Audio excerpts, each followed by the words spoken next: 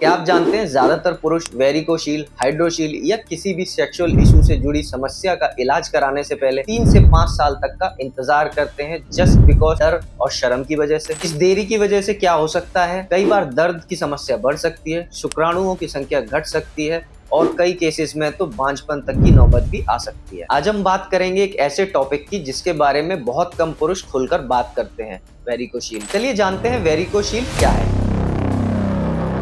नमस्कार, मैं डॉक्टर प्रदीप विश्वास, खुश आयुर्वेदा से। अगर आपको अंडकोश में दर्द, भारीपन, सूजन या फिर खिंचाव की समस्या महसूस होती है तो ये वेरिकोशील हो सकता है। आज हम जानेंगे वेरिकोशील क्या होता है, इसके कारण क्या होते हैं, इसके लक्षण क्या हैं और क्या क्या चिकित्साएं हो सकती हैं। चलिए जानते हैं वेरिकोशील के कुछ सामान्य लक्षण। अंडकोश में भारीपन या फिर माइल्ड पेन रहना, एक तरफ सूजन या नसों का फैलाव जो ज्यादातर बाईं ओर देखने को मिलता है। अंडकोश का आकार छोटा होना जिसे टेस्टिकुलर एट्रोफी या श्रिंकेज भी बोला जाता है। शुक्राणुओं की गुणवत्ता में कमी या फर्टिलिटी की समस्या होना। और हाँ, कुछ लोगों में इसके लक्षण नजर नहीं आते जिस वजह से समस्या और बढ़ती चली जाती है और यह ज्यादा गंभीर बन सकती है। चलिए जानते हैं इनके कुछ कारणों के बारे में। वेरिकोशील का मुख्य कारण है नसों के वॉल्व्स का सही से काम न करना, जिससे रक्त प्रवाह रुक जाता है या फिर उल्टा हो जाता है और नसें फूल जाती है। यह अधिकतर बाईं तरफ होता है क्योंकि बाईं तरफ रक्त का प्रवाह थोड़ा जटिल होता है। अधिकतर मामलों में ये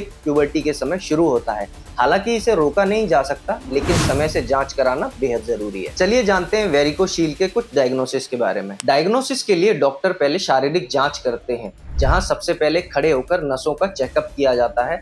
फिर अल्ट्रासाउंड से रक्त प्रवाह का पता किया जाता है। अगर फर्टिलिटी की समस्या दिख रही है तो सीमन एनालिसिस या हार्मोन टेस्ट भी करवाया जा सकता है। चलिए जानते हैं वेरिकोशील के ट्रीटमेंट के बारे में। अगर लक्षण नहीं है तो सिर्फ निरीक्षण यानी वेट एंड वॉच किया जा सकता है। अगर दर्द, भारीपन या फर्टिलिटी का इशू आ रहा है तो उपचार कराना जरूरी है। उपचार के तरीके वेरिकोशीलेक्टोमी, जिससे प्रभावित नसों को बांधा या लिंक किया जाता है। वेरिकोशील एम्बोलाइजेशन, इसमें नसों में कॉइल डालकर रक्त प्रवाह को रोका जाता है और साथ में सपोर्टिव अंडरवेयर पहनना जरूरी है। बहुत देर तक खड़े रहना और भारी वजन उठाने से बचना चाहिए। Home remedies and Ayurvedic view. Ayurveda में वेरिकोशील को शिराशोथ कहा गया है, यानी नसों में सूजन।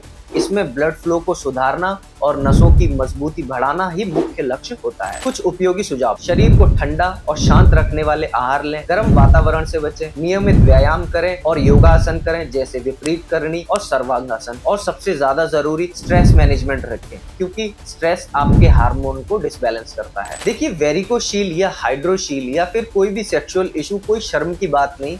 इसे छिपाने से नहीं बल्कि सही समय पे इलाज कराने से आप बेहतर महसूस करेंगे। अगर आप या आपके किसी परिचित को ऐसे लक्षण हैं तो देर मत कीजिए, आज ही किसी विशेषज्ञ से सलाह लीजिए। और हाँ, अगर आपने वेरिकोशील, हाइड्रोशील या फिर किसी सेक्सुअल इशू को बताने में झिझक महसूस की है तो कमेंट में जरूर बताइए।